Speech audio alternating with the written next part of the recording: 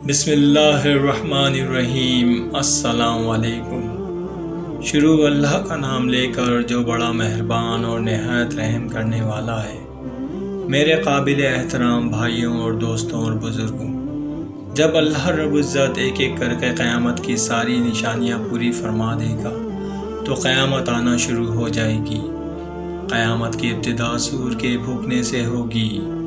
آپ صلی اللہ علیہ وسلم کا پاک ارشاد ہے کہ حضرت اسرافیل علیہ السلام سور منہ میں لیے اپنی پیشانی جھکائے کان اللہ تعالیٰ کے حکم پر لگائے ہوئے ہیں۔ جیسے ہی اللہ کا حکم ہوگا وہ سور پھونکنا شروع کر دیں گے اور اس طرح سے قیامت کا آغاز ہو جائے گا۔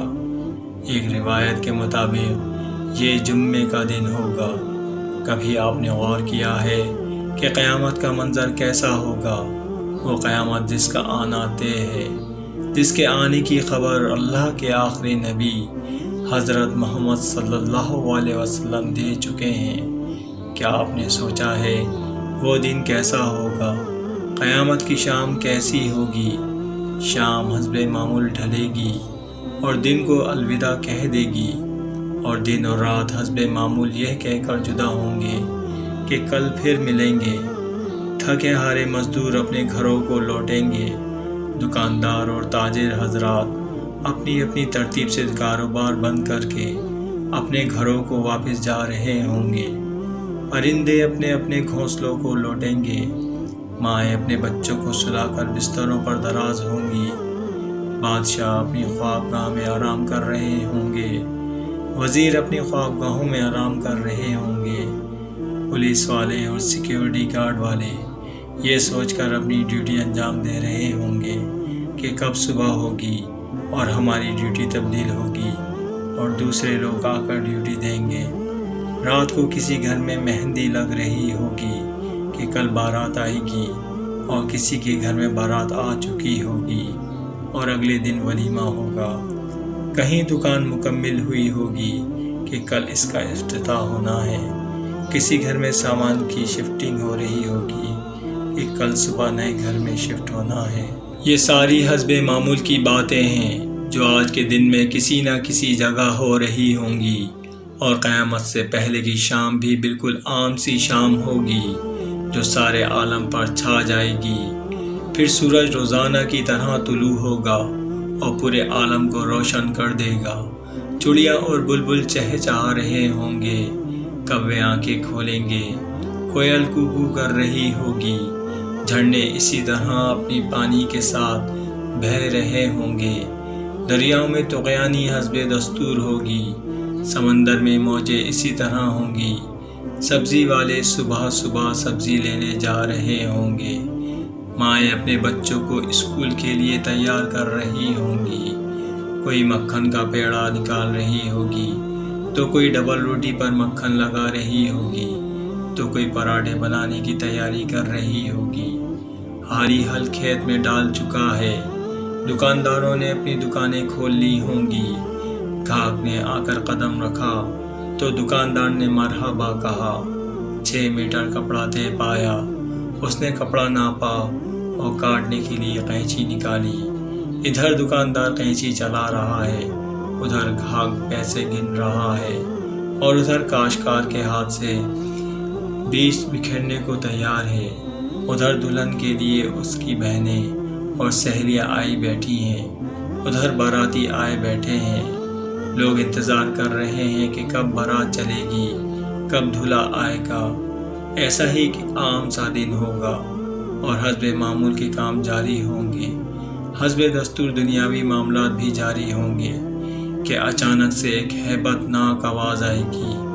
وہ آواز اتنی خطرناک ہوگی کہ دکانداروں کے ہاتھ سے قینچی گر جائے گی، گاہک کے ہاتھ سے پیسے گر جائیں گے، کاشتکار کے ہاتھ سے بیج گر جائیں گے، دلہن کے گجرے ٹوٹ جائیں گے، مہندیاں گر جائیں گی، دلہن اپنی جان بچا کر بھاگے گی، دلہے کو اپنی بارات اور اپنی دلہن تک یاد نہ رہے گی، لڑکی والوں کو مہندی اور زیورات میں سجی اپنی بیٹی یاد نہ رہے گی، تو لڑکے والوں کو دلہا یاد نہ رہے گا، سیاست دانوں کو اپنی سیاست یاد نہ رہے گی، وہ خوفناک آواز سارے جہاں کا کلیجہ چیر دے گی۔ قرآن پاک میں ہے کہ وہ آواز اتنی ہیبت ناک ہوگی کہ جس سے زمین اور آسمان پھٹ جائیں گے۔ سورہ رحمان آیت نمبر 37۔ ترجمہ: جب قیامت آئے گی جس میں آسمان پھٹ جائے گا اور ایسا سرخ ہو جائے گا جیسے کہ چمڑا، پہاڑوں کے بہتے ہوئے چشمے خشک ہو جائیں گے، ماؤں کے ہاتھوں سے نوالے گر جائیں گے، وہ جو اپنے بچوں کو کھلا رہی ہوں گی، وہ ماں جو تھوڑی دیر پہلے اپنے بچے کا ماتھا اور گال چوم رہی تھی، وہی ماں اپنے بچے کو گیند کی طرح ہوا میں اچھال دے گی کہ یہ مرتا ہے تو مرے لیکن میری جان بچ جائے۔ لیکن آج کوئی نہیں بچے گا سوائے اللہ کے۔ اللہ پاک کا ارشاد ہے، کل نفس ذائقۃ الموت، ہر ذی روح نے موت کا مزہ چکھنا ہے۔ آج ہر شخص پر خوف طاری ہوگا، آج کوئی نہیں بچے گا، اور یہ اللہ کا شکر ہے کہ زمین پر ایک بھی مسلمان نہیں ہوگا، کیونکہ قیامت صرف کافروں پر آئے گی۔ اس دن مسلمان کوئی نہیں ہوگا۔ انسان اپنے ہاتھوں سے بنے ہوئے گھروں کو گرتا ہوا دیکھے گا، سنگ مرمر کی اینٹوں کو اکھڑتا ہوا دیکھے گا، اپنے تخت و تاج کو پرزے پرزے ہوتا ہوا دیکھے گا، اپنی ہر بنائی ہوئی چیزوں کو تباہ ہوتے ہوئے دیکھے گا، اپنی طاقت کو ٹوٹتا ہوا دیکھے گا۔ جب سور کی آواز بجلی کی کڑک کی طرح شدت اختیار کر جائے گی، تب لوگ مرنا شروع ہو جائیں گے۔ جو آدمی جہاں ہوگا وہیں گر پڑے گا۔ جیسے جیسے سور اسرافیل بلند ہوتے چلے جائے گی، ویسے ویسے نظام کائنات دھرم بھرم ہونا شروع ہو جائے گا۔ زمین زلزلوں کے منہ میں آ جائے گی، پہاڑ روئی کے گالوں کی طرح اڑنے لگیں گے، سمندروں میں آگ بھڑک اٹھے گی، آسمان پھٹ جائے گا، سورج اور چاند ستارے بے نور ہو جائیں گے، تمام ذی روح مخلوق، انسان، جنات اور فرشتے سب فنا ہو جائیں گے، ہر جاندار اور بے جان ختم ہو جائیں گے۔ قرآن کی آیت ہے سورہ رحمان کی آیت نمبر 26 میں، جتنی ذی روح روئے زمین پر ہے سب فنا ہو جائیں گی، حتیٰ کہ ملک الموت کو بھی اللہ پاک موت دے دیں گے، یعنی موت کو بھی اللہ پاک موت دے دیں گے۔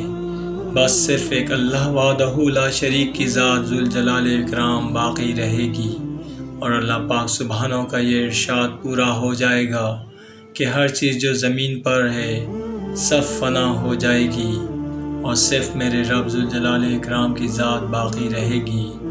سورہ رحمان آیت نمبر 27، جس کا ترجمہ ہے، اور صرف پروردگار کی ذات جو کہ عظمت والی ہے، احسان والی ہے، باقی رہے گی۔ تب پھر اللہ زمین اور آسمان کو جھٹکا دے گا اور کہے گا، میں بادشاہ ہوں۔ پھر دوسرا جھٹکا دے گا اور کہے گا، میں ہوں قدوس، سلام، مومن۔